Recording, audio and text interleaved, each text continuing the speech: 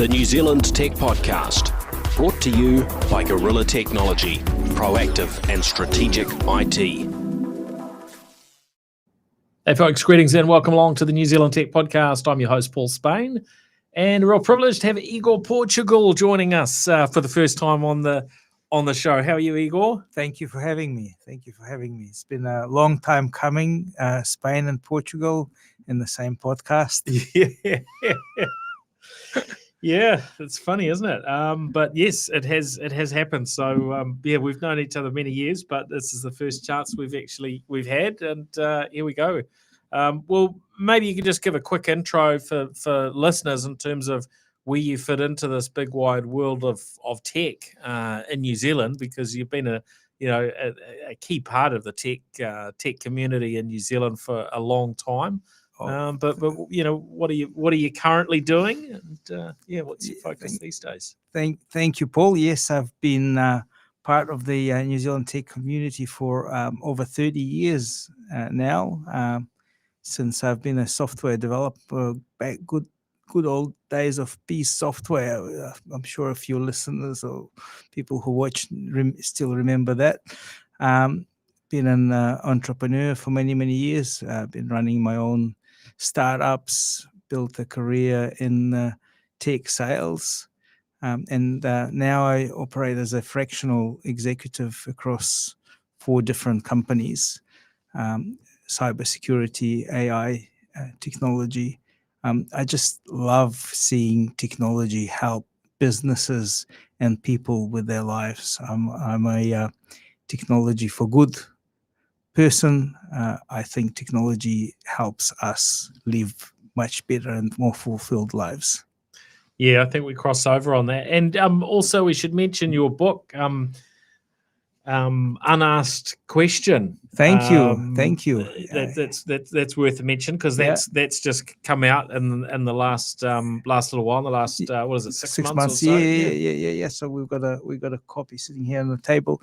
It's a way of introducing a lot of technologists to the sales, to find a way to hone on their sales skills, improve their sales skills. It's told as a tale. It's a story about a fictional CTO becoming an accidental CEO and screwing it all up, and losing his family and his house and about to lose his business.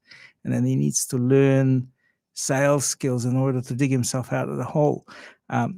A lot of people ask me if it's autobiographical. It's not. It's purely fictional. But of course, I draw a lot on my experience. And it really was my attempt to help New Zealand's tech ecosystem to lift our sales game, because I think we do need to lift our sales game. Yeah, well, it's really important, right? If we're creating innovative technologies and we can't sell them, then the whole country misses out and suffers. And if the better that we can absolutely communicate and so on these things. But it's yeah. Also one of the big lessons in the book is also about right sizing and creating the right technology. How do you create solutions to real problems, rather like a lot of technologists create a solution in search for a problem that maybe there's a problem there, but they already have a solution. And I advocate more create technology that provides real help to real problems, be it a business problem or just a personal life problem. Yeah. Oh, that's good. Well, let's jump in. We've got lots of news to get through, and looking forward to getting some time to delve into one of the businesses you're involved in the cybersecurity world, BlackLock Security. So we'll come to that as well. Yeah. And of course, a big thank you to our show partners, to 1NZ, 2 Degrees, Spark, Workday, HP, and Gorilla Technology. Super appreciative of their support for the show over the years, and also of the broader support and investment that they put into supporting New Zealand's tech and innovation ecosystems. First up this week, really pleasing, and look, we've got this incredible startup sector, tech startup sector in New Zealand. But Starboard Maritime have very recently raised $23 million to expand their business, and they're still in their, they're still reasonably fresh. I think we spoke to them probably last year around the time of the New Zealand High Tech Awards, if I'm remembering correctly. Just a little chat with them, and we'll hope to delve in a little bit more. The work they do is, it's pretty incredible. They've got their offering, Starboard Maritime Intelligence, is about providing a really comprehensive knowledge of the maritime domain, awareness of what's going on, integrating real-time vessel tracking, satellite imagery, risk assessment algorithms to detect activities like illegal, unreported and unregulated fishing, dark vessels, and other suspicious movements. So doing some really, really innovative work, and so quite pleasing to hear that they've raised these funds to be able to help them progress and scale and move forwards. Yeah, absolutely, a real innovative team. I've actually been to their offices in Wellington. I had the privilege to meet one of the co-founders. Extremely intelligent guys. A very interesting idea and very good execution. One of the things it doesn't cease to amaze me is the depth of New Zealand's startup ecosystem. I think it's underappreciated and underreported, and it's really good to see capital raises like this being reported in the mainstream media. But we've got a lot of gems like Starboard in New Zealand, which punching well above their weight. And as a country, I believe we're punching well above our weight. Everybody loves to compare us to Australia or Silicon Valley or whatever, but we're only a 5 million person company, and for our size, we're doing a lot better in terms of the innovation that's coming out of this country. Yeah, and look, super encouraging. Of course, there's other startups have been out raising funds as well. Icehouse Ventures had their showcase event recently with Starboard Maritime Intelligence. Number of investors there have been listed, including Icehouse Ventures, Altered Capital, King River Capital, and number of others there. So really, really encouraging to see that. I think Punakaiki Fund have been involved there with them as well, if I'm remembering correctly. I could be slightly off on that one, but pretty sure that was the case as well. But sometimes hard to keep track of all these with all the movements going on. But look, I would encourage folks that are in a position to do so. If you're in that wholesale investor level, then get plugged in with the likes of Punakaiki Fund and the other options like Icehouse Ventures, and look out for opportunities to get involved and invest in some of these firms if you're not already, because it gives you some some good returns investing in our top startups, but the more that we as a country can be focusing on things that are really good and productive for the country, rather than just investing in the likes of property, I think the better it is. So really, really encouraging to see that one. Other news: Spark and 1NZ announced that they've launched a real-time phone outage service, and this is around, I guess, having a a map particularly focused on serving emergency services. So emergency services can plan ahead and know, what's happening in terms of outages and how that might impact delivering assistance during an emergency, and being able to plan ahead. But when we get those extreme weather events, flooding and cyclones and so on, that is a real problem at times. Now, a lot of work has been going on to increase the resiliency of our mobile networks. Some of that comes down to power and generators and so on. But not every cell site is fully redundant and geared up with all the help it needs when there's an issue. We've heard the likes of Starlink becoming something that's now getting tapped into for backhaul if the fiber connectivity to a cell site gets hit. And other satellite services. I don't think it's just Starlink. There are other satellite services that are coming into that play as well. Yeah, I think Starlink has been the main one, most recently, because it's it's so easy to tap into, and the universal sort of coverage and performance benefits. But yeah, that will keep evolving. But yeah, this was interesting to read about this one. In part because it's Spark and 1NZ and doesn't involve 2 degrees. Now, I had a bit of a think about that, and I guess this has been part of the project that Spark and 2 degrees have been working on, the public safety network, which is the two of them working together.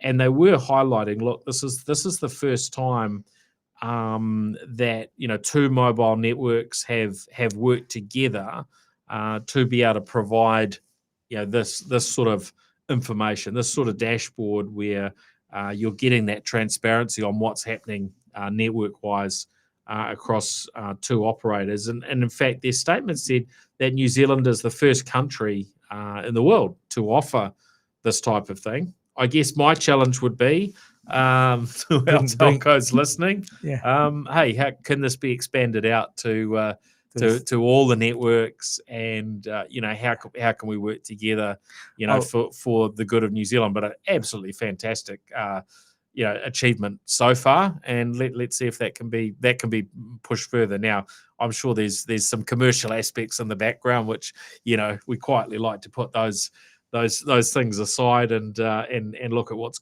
good for all of us. But I know the networks are also very interested in the things that are good good for New Zealand and customers as a whole, aren't they? Yeah, and I'll second that. I'd like to see 2 degrees in that fold as well.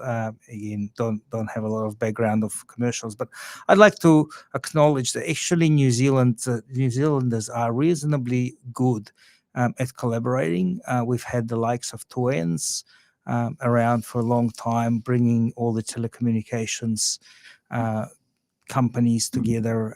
We have had cross telco collaboration for many years, and in fact, with the way our regulation works right now, there is quite a lot of meaningful collaboration there that goes on behind the scenes.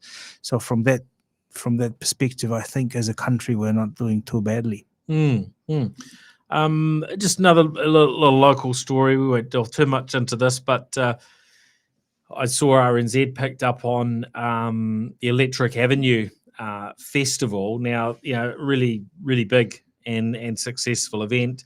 They've got a capacity, I think, for something like 90,000 attendees. So this goes on in Christchurch, and a real demand to get tickets, but they're suggesting that the demand was maybe for something like twice as many tickets as what they had available. And yeah, in the end, people had all sorts of issues trying to get their tickets. So they worked through company, I think it's Mosh Ticks, and yeah, it ended up becoming, I think what some people were describing as a real shambles, and lots of other derogatory terms for what happened, which is understandable if someone's gone to buy a ticket and they've missed out because the technology has failed them. But look, there's always going to be challenges with tech. There's the good sides and the bad sides. The good side is you don't have to physically go and queue up to buy a ticket like used to be the case. But I'm sure that they're having a good look at themselves.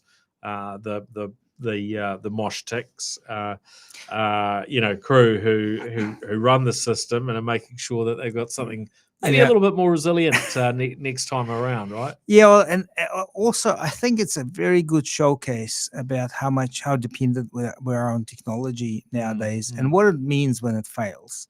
I was actually just talking to an ex-CIO. I'm not going to name names, but the main conversation we had is around how hard it is for CIOs to get budgets to fix some of the legacy technology that is unreliable and is likely to fail.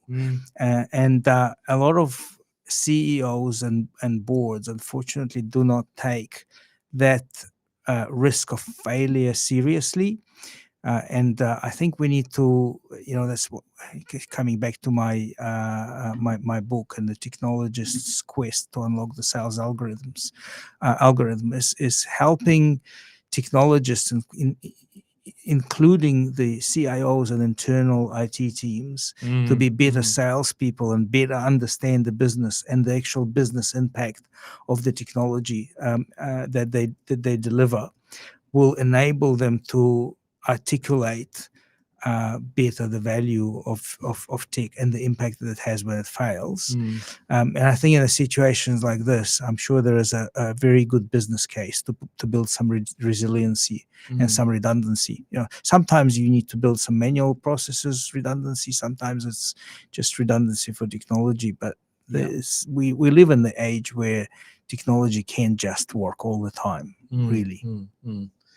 Yeah, and look, no one gets it right 100% of the time, but yeah, we need to, when there are those sort of fails, we need to encourage an improvement. Put it that way. And yeah, it's a good point. It can be quite hard to get these things across the line, and it's a real challenge for probably a lot of our listeners as to how we go about addressing these things, and getting access to the appropriate budgets. So Absolutely. Now another topic, and this is something that we're probably all somewhat aware of, but I saw Associated Press put this article out, and effectively, the headline is talking about how top tech companies, Silicon Valley tech companies, have enabled brutal mass detention and surveillance, and they're talking about what's been going on in China, and so they've done this sort of expose, I guess, of sorts, where they've delved into how US technology firms have helped enable what they're referring to as a surveillance state, enabling predictive policing and mass detentions, particularly of the Uyghur people, and then they delve into some of the stories of families that have dealt with varying forms of monitoring, arrest, and intimidations.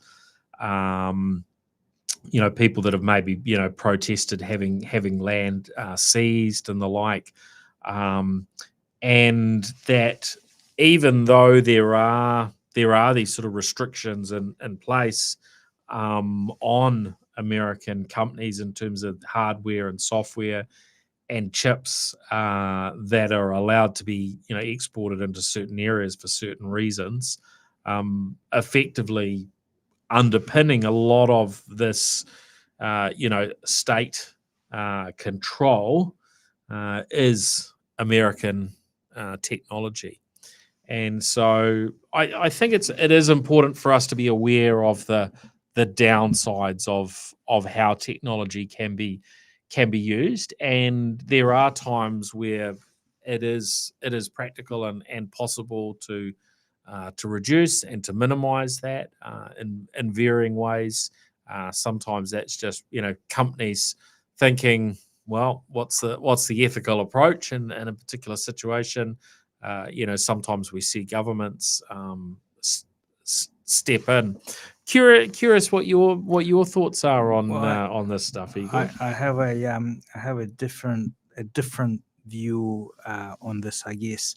So first of all, these kinds of blasé articles rub me the wrong way, because somebody is blaming technology for action of people.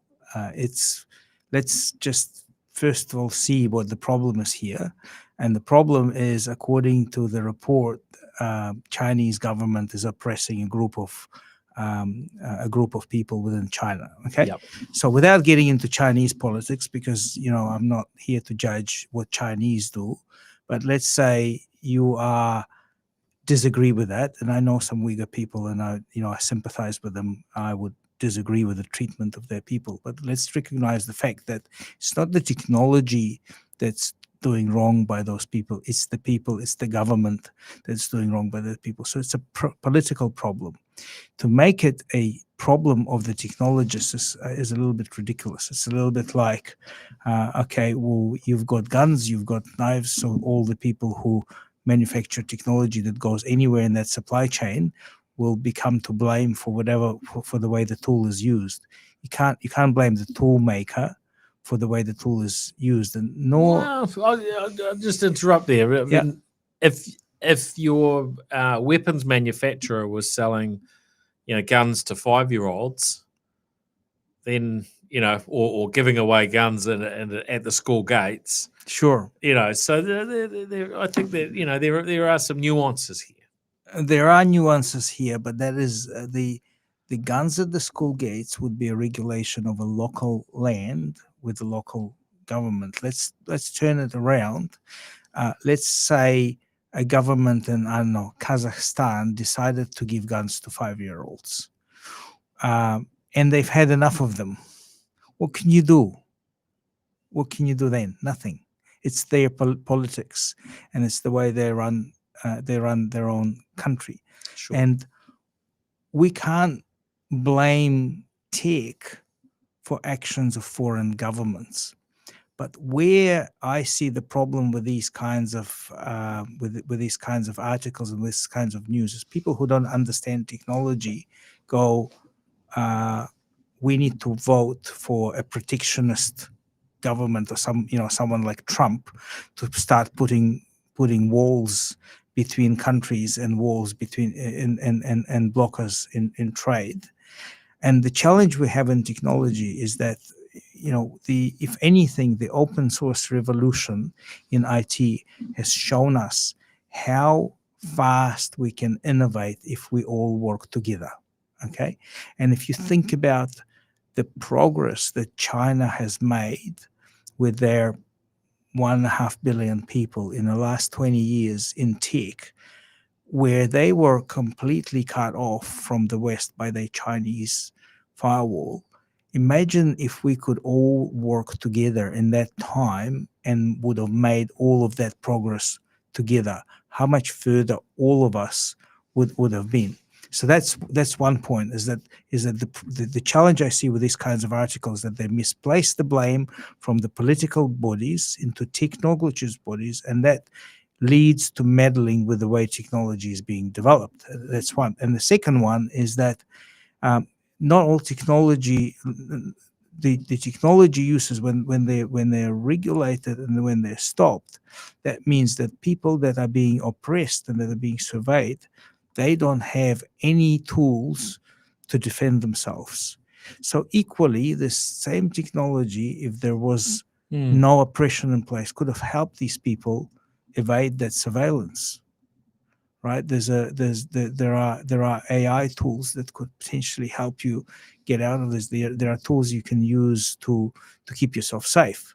And so right now there's a lot of debate about good and bad of what AI brings to the society. And one of the things is like if everyone's focusing on the cases where AI went wrong, that going wrong piece was done by one of the giant corporations that owns that AI technology. Every time we bring some restrictions or regulations or stop things, it doesn't harm those corporations. It harms the open source AI models that everybody can use to defend themselves from these things going wrong. So it's funny how counterproductive a lot of these ideas are. So the point I'm trying to make is that if you blame the technology, you're actually harming the very people you want to try and protect from that technology. Interesting. Yeah, and I'm probably not saying you necessarily blame the technology, but I do think we need to have, always be looking at how we're leveraging technology and trying to get as much of the good out and minimize the negatives. But yeah, that's easier said than done. And as you say, trying to minimize the negatives can actually slow down the good things. So it's an interesting perspective. I think I agree with regulation and I agree with minimizing the harm, but in every regulation I would like to see our politicians focus on the actions of the people and not the technology, because if you stop the people doing bad things, then the technology will follow. All right. On to another topic. Starlink and their direct to sell work that's been going on. Seen a few bits and pieces of news floating through from this. SpaceX have shared some news on their website, and their latest. They're saying that they've entered into a purchase agreement with EchoStar for 50 megahertz of exclusive S-band spectrum in the US, as well as global mobile satellite service spectrum licenses. Now, you read these things, you think, well, so what? What does that actually mean? And what I'm seeing is that they're saying that this new deal would give them or would give their next generation satellites in the US at least 100 times more capacity for mobile connections, and operating 5G mobile connectivity. So yeah, quite a big deal for Starlink.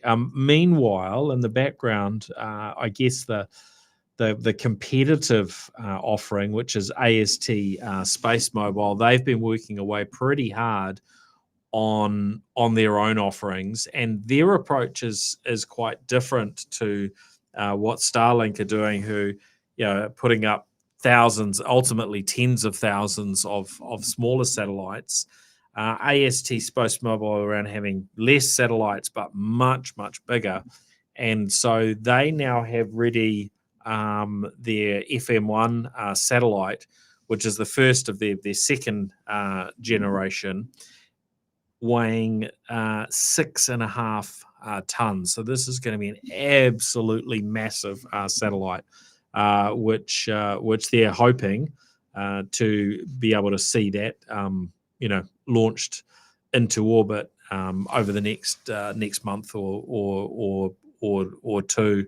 That potentially the first one of those goes up. So yeah, really interesting just to see the competitive nature here. Interestingly, AST Space Mobile, they don't have their own launch capabilities like SpaceX. So actually, their launch is happening on a SpaceX Falcon 9 at this stage. But really interesting to see this whole area heating up. And of course, last week we were talking around Amazon Kuiper as well. So there's really a lot of activity in space, and I think this is starting to become sort of the hot. Well, it already is a sort of hot place to invest. I was looking. I've been looking over the last sort of 6 months, watching AST Space Mobile shares, and I was thinking, is it worth buying any shares at the moment? I think they're around $20. Well, today they're about twice. They're about twice that. Wow. So it does pay to sort of pay attention to to some of these companies that are doing good and innovative things. Although I tend to feel you want to really understand what you're investing in, and some of these companies, of course, can they can go through the roof, but then they can fall back down to earth again. But the aerospace sector is a very exciting area at the moment. If nothing else, just because of the insane growth within this sector. And the expectation that it's just going to get bigger and bigger and bigger over the next 5 to 10 years. So Absolutely. really exciting to see. I'm actually I see two things in this story. I'm absolutely excited about the opportunities of having mobile connected to satellite, because that just removes all the black spots, all the no coverage zones completely. We combine our current cellular technology with the satellite technology, and the possibility are mind-boggling, because some of the I've been part of a mobile development industry since '93.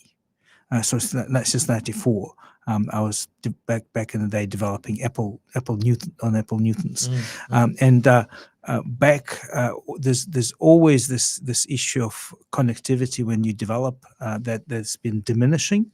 So we've got more and more coverage. The unlimited coverage everywhere, ubiquitous coverage everywhere, brings a whole new dimension to the innovation that we can do with applications, with different devices. So to me, that's just amazing, and an amazing opportunity. But I also see a big opportunity for New Zealand here, because we've got Rocket Lab, and Rocket Lab is not the only one. I've recently learned that there are some new startups coming through in New Zealand that are working on launching space tech from New Zealand. Yep, I think we've got about 300 companies in the aerospace sector in New Zealand. It is insane how much activity is going on. Exactly. So one of the challenges for all of these giants is that launching satellites, you're not going to launch everything from the US. US is really busy. All the airspace, US, Europe, Americans, they're all really busy. And New Zealand has an opportunity because of our favorable regulation landscape to grab a piece of that action. So to be honest, if I was looking at this and thinking, okay, well, I don't know about any of these companies, but just go and invest in some Kiwi space tech startups, I think that's probably a place to look. Yep. Well, we've got an episode coming up with Stefan Powell from Dawn Aerospace. So that one's coming up. I'm not sure if that's on the business or the tech podcast. That one's coming up. And also we've got, for everyone that's interested, the New Zealand Aerospace Summit is just a few weeks off. So that takes place in Christchurch each year. So those that are wanting to stay up to date, then that's the place to be. I'm expecting to be down there for that one again this year. So yeah, well worth it. And from an investment and a growth perspective, I think really exciting for New Zealand. Now, just a little mention. The last couple of weeks, we've delved in different ways to talk about Amazon launching their New Zealand data center region, and there's been some interesting bits and pieces in there. One of the bits of I guess pushback with their big announcement and how much money they had said they were investing, but then wouldn't give any confirmation over what period that they were investing that money, and then it sort of coming out that effectively it seems that Amazon don't actually have any data centers here in New Zealand at this point, and the one that although they hadn't confirmed it, but the land that they had bought and where they were initially going to build, and it hadn't been successful. That was one of the big topics that was raised. Now, I don't have any sort of confirmed sources on this or anything, but I have been advised that the land where they were going to build their data center out at Westgate has been sold. So that's money that's not being invested by Amazon in New Zealand. That money's going back in their pocket. I think it's sub $100 million, but it's a pretty large figure because of that land. One of the big data center companies is acquiring that. I think guess there that's CDC. So that'll be interesting just to see how this whole landscape changes over the next couple of years with the varying data centers and what the demands and so on are. So we'll keep watching that one.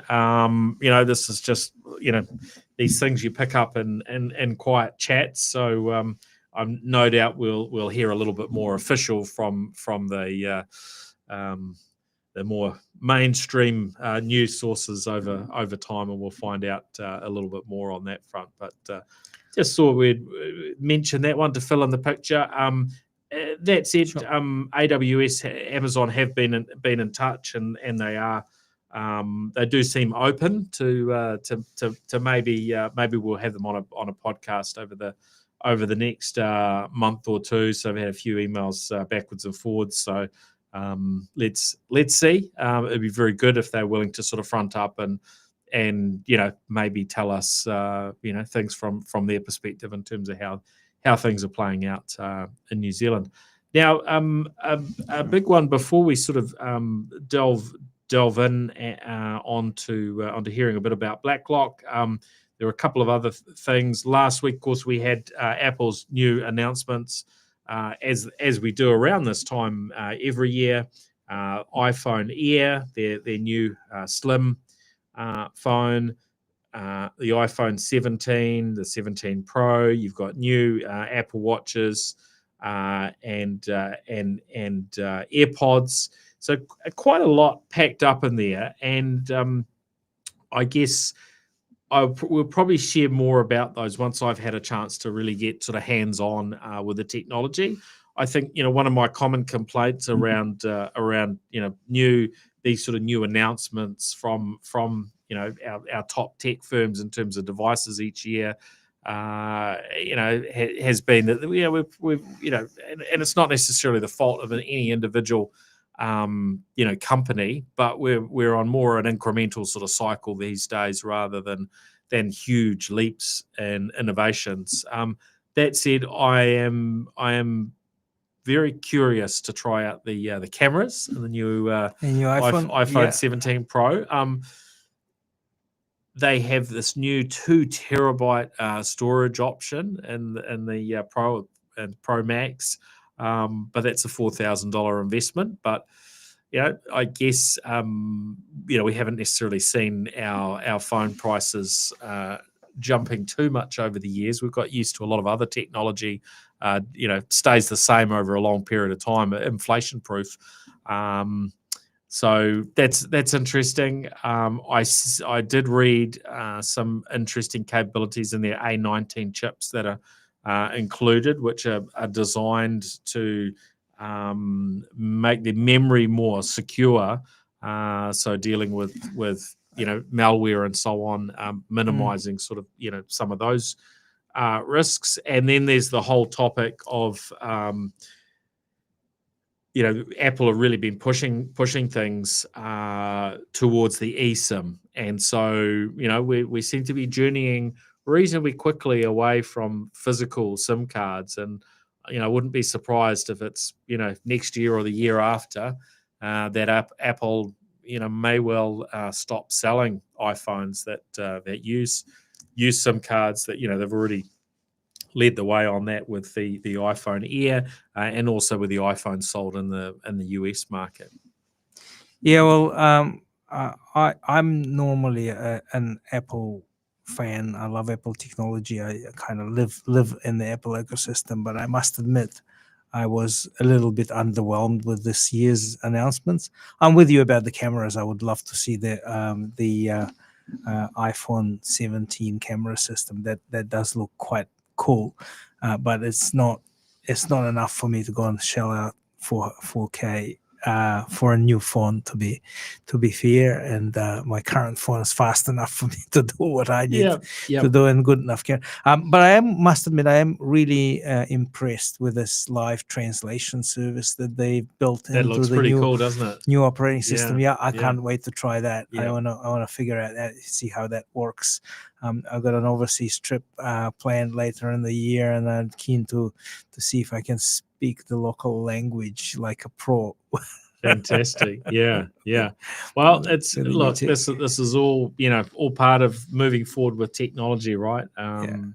We get access to things, and then it's not too long, and those are just things we take for granted, and they're not special anymore. But they certainly are pretty magical to start with in a lot of cases, and these are things that we absolutely will take for granted in the future, but they are things that it changes how we can operate, how we can travel, how we live. Absolutely. One thing I want to touch on is this going eSIM and etc. and Apple building in more of a satellite technology into their phones. So it's sort of connect back to the other story that we had. I think I'd like to see the disappearance of roaming charges. I think that's a bit of a rot when you go overseas. That the amount of money you end up spending on your communications, and that's one of the things that the satellite technology could potentially provide. Would be a bit unfortunate for local telcos because now you end up seeing those giants like Apple and Starlink becoming telcos themselves in a way. But it'll be good to see that force the telco industry to talk a bit better about getting this international roaming charges sort of back down to the point. Yeah. Look, I think most of us would prefer not to have to pay for them. One thing that I have noticed though over the years is that for say we look at any of our telcos in New Zealand, there's a chunk of their revenue that pays for the network that we as Kiwis use. That is from all the people coming and traveling to New Zealand, right? Yeah. So we actually do as consumers benefit in terms of our local networks, but then we feel a bit of discomfort when we travel, and I guess that's whether you want the convenience of just using the roaming offerings from our existing local networks. Or whether you want to jump through a hoop and get signed up with an eSIM that gives you some sort of roaming capabilities. So I think the options are actually pretty reasonable now. And I guess it depends if you're going away for a long period of time, then that might push your situation. And I think it does vary too, whether it's sort of personal travel or business travel. Most businesses, can usually afford to, and it's just simplicity for them to stick with their existing billing and and structures to be able to use those roaming services. But I know for a lot of, probably more so on the personal travel side, folks are looking at, hey, can we travel and not incur any roaming costs? So yeah, there's definitely those options out there nowadays.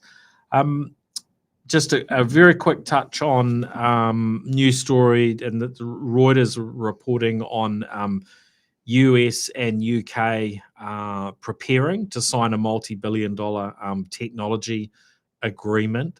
So this has been while President Trump's been, visiting the UK, and the idea is around enhancing, collaboration in a whole range of areas, from artificial intelligence, semiconductors, telecommunications, and quantum computing, and a $700 million investment by BlackLock into UK data centers. So yeah, interesting to see the two countries joining arms to a degree on collaboration.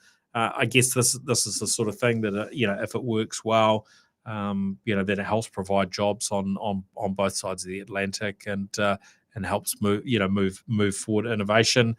Sometimes it is a little bit hard to work out, how much of this stuff is all public relations spin to make different governments look good, and how much of it is going to genuinely help move the needle and have a positive impact. Yeah, absolutely. I think a lot of it, personally, I think a lot of it is spin, but I like that spin, because one of the things that jumped out at me in this story is those two world leaders spending time talking about technology. That's a good thing about technology, and we need to keep tech front of mind at the global level, because I fundamentally believe that that's what's going to make our lives and our society better in the long run. Yep, good point. All right. Now, we just mentioned BlackRock investing into the UK, but it's time not to talk about BlackRock, but BlackLock Security. So this is absolutely, people. Every time I mention BlackLock Security to people in a random conference, or when I meet people, they go, "Oh, BlackRock." I wish, but by the time I'm done with this company, they'll wish they were us. Love it. But so tell us a little bit about what BlackLock does. What's the problem that you're sort of solving for businesses? So BlackLock is a great Kiwi innovation, a Kiwi of Indian descent, Nilesh Kapoor. He's invented the company, and he's done it to address a big problem we have with us in our cybersecurity industry. And so, to sort of break it down into simple terms, the threats of cybersecurity globally are just enormous. When I started in cybersecurity 25 years ago, it was really hard to explain to people why they should care about cybersecurity, because the worst case that they can get is their server gets wiped out, they lose a bit of data. If they have some backups, they can kind of recover it. But it doesn't happen very often, because it used to be the domain of script kiddies, like people playing around and doing stupid things, which people do sometimes. But now it's completely changed on its head. So first of all, people have a reliable way to monetize cybercrime. So somebody can hack your network and get money out of you, right? And this didn't used to be the case, and that's scary, because now they have an incentive, right? And you have an incentive to protect this, like you protect your wallet, etc. But then on top of that, we now have malicious state actors that use exploited computers in order to fight wars. So now you're becoming a tool of war, and you can end up being a part of a criminal activity that you don't know about. So the security threats are ginormous, and you need to know them.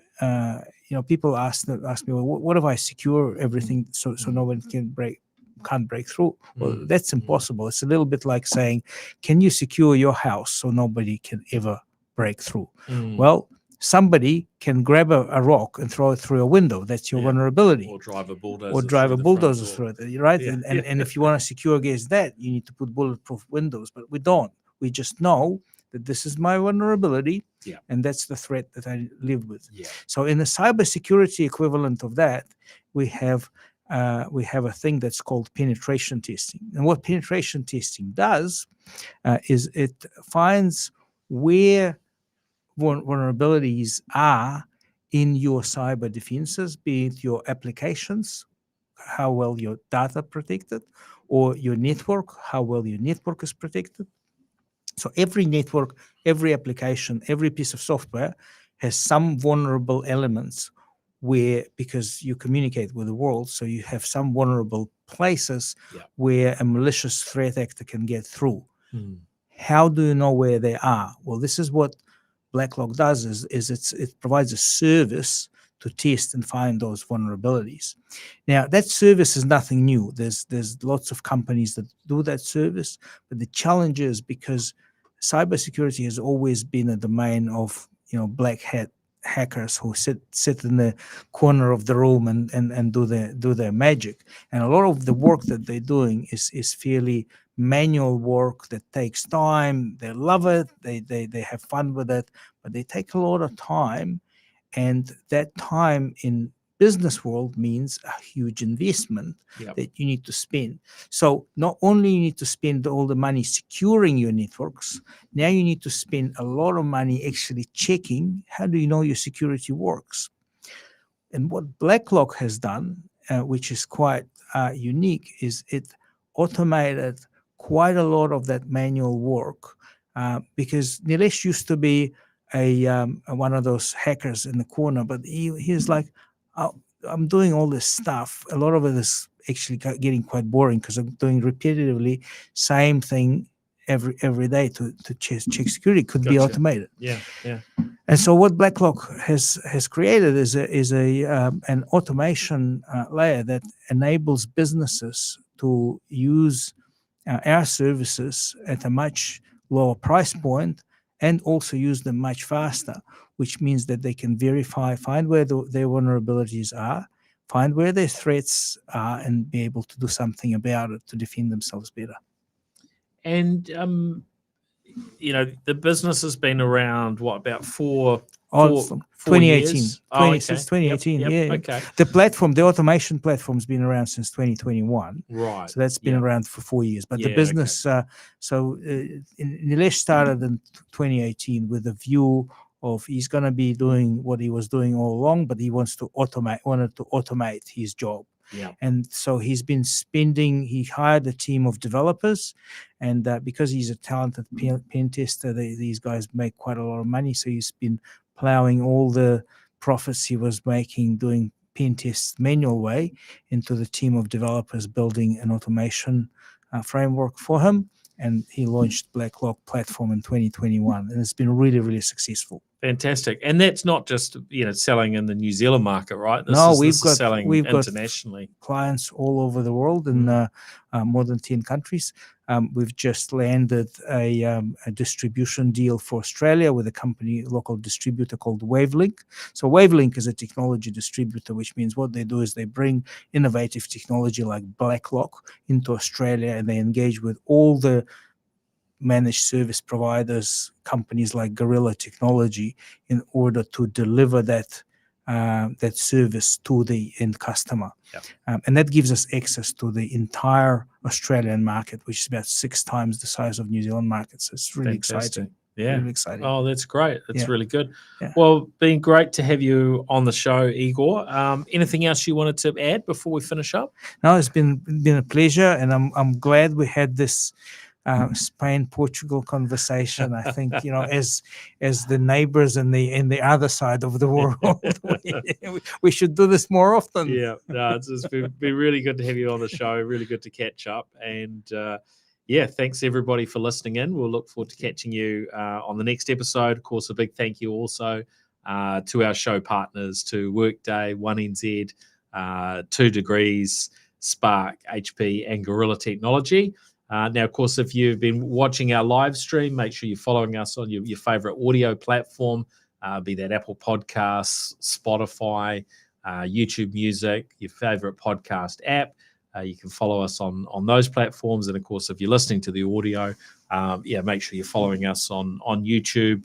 You can follow myself, Paul Spain, on LinkedIn as well. We tend to put the live streams up on my LinkedIn as well as on YouTube. So if you like to catch the video side, that's the way to do it. Well, thanks everyone. I'll be in Silicon Valley this time next week, but we will have podcast episodes coming to you.